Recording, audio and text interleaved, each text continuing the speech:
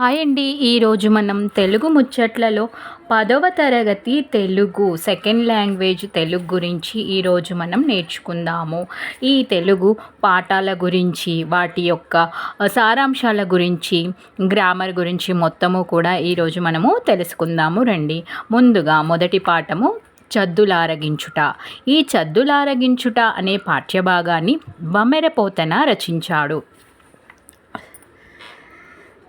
కార్తీక మాసంలో బంధువులు స్నేహితులతో కలిసి చెట్ల నీడలో, ప్రత్యేకించి ఉసిరిక చెట్టు నీడన కలిసి భోజనం చేయటాన్ని వనభోజనం అంటారు. ఇది ప్రకృతితో మనం బంధాన్ని గుర్తు చేసుకునే రోజుగా చెప్పవచ్చు.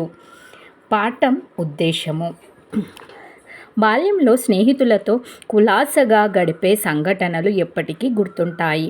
కాబట్టి ఇటువంటి ఆటలు, ఆనందాలు ఇతరులను నొప్పించకుండా ఆస్వాదించాలని చెప్పడం, భాగవతంలో వర్ణించిన బాలకృష్ణుని లీలలను పరిచయం చేయడం ఈ పాఠం ఉద్దేశము. పాఠ్యభాగ వివరాలు: భాగవతం పురాణ ప్రక్రియకు చెందినది. పురాణం అంటే పాతదైన కొత్తగా కనిపించేది. పురాణాలు 18, వాటిలో భాగవతం ఒకటి. ప్రస్తుత పాఠం శ్రీ మహాభాగవతం 10వ స్కందంలోనిది. బాగా గుర్తుపెట్టుకోండి, శ్రీ మహాభాగవతం 10వ స్కందంలోనిది చద్దులారగించుట అనే పాఠ్యభాగము. కంసుడు రేపల్లెకు పంపిన వేగులు ఈ శ్రీకృష్ణలీల గురించి కంసునితో చెప్పుతున్న సందర్భంలోనిది. కవి పరిచయం విందాము రండి. ఈ కవి 15వ శతాబ్దానికి చెందినవాడు. బమ్మెరపోతన 15వ శతాబ్దానికి చెందినవాడు. పోతన 15వ శతాబ్దం వాడు. జనగామ జిల్లా బమ్మెర గ్రామంలో జన్మించాడు. లక్కమాంబ, కేసన ఆయన తల్లిదండ్రులు. ఈయన భోగిని దండకం, వీరభద్ర విజయం, నారాయణ శతకం, శ్రీ మహాభాగవతం రచించాడు. సహజ పండితుడని ప్రసిద్ధి పొందాడు. తెలుగు నుడికారంతో, శబ్దాలంకార ప్రయోగంతో ఆకర్షణీయంగా రాయడం ఈయన యొక్క ప్రత్యేకత. రగ్గితి రాకటంబడితి రింకేలా విలంబింపగా, రెండో బాలకులార చల్ది గుడువన్ రమ్యస్థలం బిక్కడి, దండన్ లేగలు నీరు ద్రావి ఇరవందం బచ్చికల్ మేయుచుం, దండంబై విహరించుచుండగా నమంద ప్రీతి భక్షింతమే అనిన నగుగాకయని, వస్తంబుల నుస్తాహంబుల నిర్మలంబులగు జలంబుల ద్రావించి, పచ్చికల మొల్లంబులు గల పల్లంబుల నిలిపి, సొక్కంబులగు చద్దులు చిక్కంబులు సక్కడించి, జలజాంతస్థిత కర్ణికం దిరిగిరా సంగంబులైయున్నరే, కులచందంబున గృష్ణున్ దిరిగిరా గూర్చుండి వీక్షింపుచున్, శిలలున్ బల్లవముల్ దృణంబుల్ లతలల్ చిక్కంబులున్, బువ్వులాకులు కంచంబులుగా భుజించి రచటన్ గోపార్భకుల్ భువరా, మాటి మాటికి వ్రేలు మడిచి యూరించుచు యూరుగాయలు దినుచుండు, నొక్కడొకని కంచములోని దొడసి చెయ్యన మృంగి, చూడు లేదని నోరు సూపు నొక్కడే గురార్గుర చల్దులెలమి బన్నిదమాడి, కూర్చొని కుడుచు నొక్కడినియు దగబంచియుడుట నెచ్చలితన మనుచు బంతెన గుండులాడునొకడు,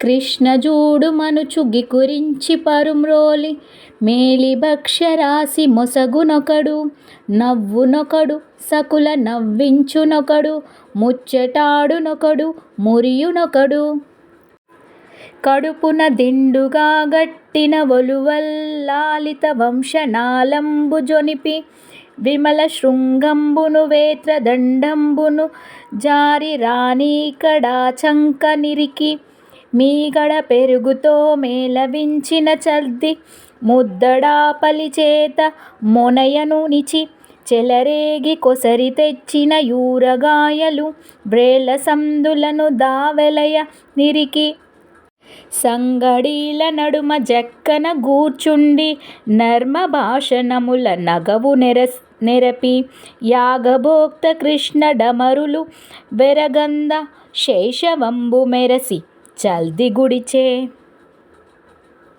తాత్పర్యాలు: శ్రీకృష్ణుడు గోప బాలకులతో ఇలా అంటున్నాడు: ఓ పిల్లల్లారా, ఈ ఎండలో మాడిపోయారు, ఆకలితో ఉన్నారు. మరి చద్ది తినడానికి ఇంకా ఆలస్యం ఎందుకు? ఇక్కడకు రండి. ఇది చక్కని చోటు. మన లేగదూడలు ఈ పక్కనే నీరు తాగి పచ్చిగడ్డి మేస్తూ గుంపుగా తిరుగుతూ ఉంటే మనం ఎంతో సంతోషంగా చద్ది తిందాం. ఈ విధంగా శ్రీకృష్ణుడు అనగానే గోపబాలురు అలాగే చేద్దాం అని అన్నారు. వారు లేగదూడలకు మంచినీళ్లు తాగించి పచ్చిగడ్డి బాగా ఉన్న పల్లపు నేలలో వాటిని తోలి తమ సద్ది మూటలను దించుకున్నారు. మధ్యలో దుద్దు ఉండి చుట్టూ రేకులు ఉండే తామర పువ్వుల్లాగా శ్రీకృష్ణుడు మధ్యలో కూర్చుండగా అతని చుట్టూ గోపబాలురు కూర్చున్నారు. వారు శ్రీకృష్ణుని చూస్తున్నారు. తమ తమ సద్దులను తినడానికి అక్కడ ఉన్న బండలను, చిగురుటాకులను, గడ్డిపోచలను, తీగలను, చిక్కములను, పువ్వులను, ఆకులను కంచాలుగా చేసుకొని చద్దులు తిన్నారు. ఒకడు వేలు మడిచి ఊరగాయలు తింటూ ఇతరులకు నోరూరేలాగా చేస్తున్నాడు. ఇంకొకడు పక్కవాని కంచములోని పదార్థాన్ని చటుక్కున మింగి వాడు అడిగితే నేను మింగలేదు, కావాలంటే చూడు అని నోరు తెరిచి చూపిస్తున్నాడు. మరొకడు పందెం వేసుకొని 5-6 చద్దిని నోట్లోకి కుక్కుకొని తింటున్నాడు. ఒకడేమో తన పదార్థాలన్నింటినీ అందరికీ వడ్డించి స్నేహం అంటే ఇదే అంటూ బంతి భోజనం చేస్తున్నాడు. ఒకడు తన పక్కవానితో అదిగో కృష్ణుని చూడు అని చెప్పి మోసగించి అతని కంచంలోని మంచి పదార్థాన్ని అమాంతంగా తింటున్నాడు. ఒకడేమో నవ్వుతూ ఉన్నాడు, ఇంకొకడు నవ్విస్తున్నాడు. ఒకడు మాట్లాడుతున్నాడు, ఇంకొకడు సంతోషిస్తున్నాడు. శ్రీకృష్ణుడు తన పొట్టకు కట్టుకున్న బట్టలో పిల్లన గ్రోవిని పడిపోకుండా పెట్టుకున్నాడు. కొమ్ము బూరను, బత్తెపు కర్రెను జారిపోకుండా ఎడమ చంకలో ఇరికించుకున్నాడు. మీగడ పెరుగుతో కలిపిన చద్ది ముద్దను ఎడమ చేతితో పెట్టుకున్నాడు. కుడి చేతి వేలసందున ఊరగాయలను పెట్టుకొని తన స్నేహితుల మధ్యలో కూర్చొని వారితో చెలోక్తులాడుతూ నవ్విస్తూ తింటున్నాడు. యజ్ఞములలో సమర్పించే హవిస్సులను స్వీకరించే శ్రీకృష్ణుడు ఈ విధంగా చిన్నపిల్ల వానిలాగా చద్ది తింటుంటే దేవతలు ఆశ్చర్యంతో చూస్తున్నారు. ఇది మొదటి పాఠ్యభాగం యొక్క భావము, సారాంశము. ఇప్పుడు మనం ఈ పాఠ్యభాగంలో ముఖ్యంగా 1వది, 3వది అంటే ఇక్కడ మనకి చుక్క గుర్తు ఉన్న ఈ 2 పద్యాలను మనము కంటతా ఉండాలి. ఎందుకంటే ఈ పద్యాలని మనకి పాఠంలో సరైన పద్ధతిలో అంటే సరైన వరుస క్రమంలో పెట్టండి అని ఇస్తున్నాడు. లేదా ఈ 2 పద్యాల్లో వేటికైనా సరే అర్థాలు రాయమని లేదా భావం రాయమని ఇస్తున్నాడు. సో జాగ్రత్తగా పిల్లలు అందరూ నేర్చుకొని ఉండగలరని నా యొక్క మనవి.